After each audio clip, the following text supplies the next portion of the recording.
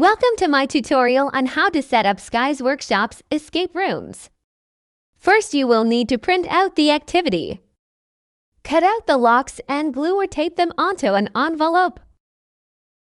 In the black lock envelope, you will place the first puzzle.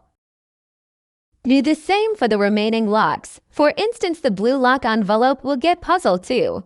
The red lock envelope will get puzzle 3 and the yellow lock envelope will get puzzle 4.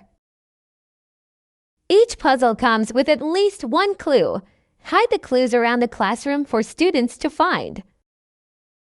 Cut off the label to make the escape room more challenging. This way they do not know what clue is for what puzzle.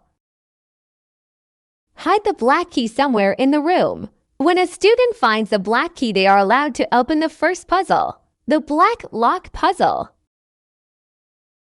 Students cannot move on to the next puzzle without completing the one prior to it.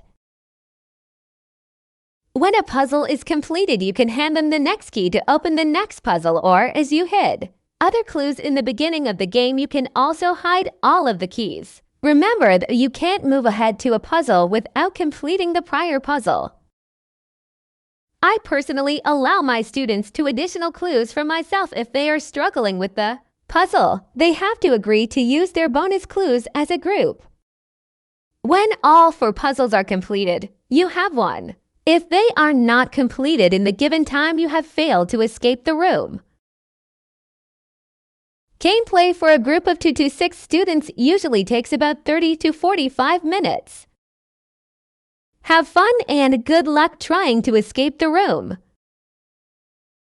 Hi everyone, Skye here of Skye's Workshop. Remember to check out playlists to get you to your favorite categories of videos. And remember to like and subscribe. As always, thanks for watching.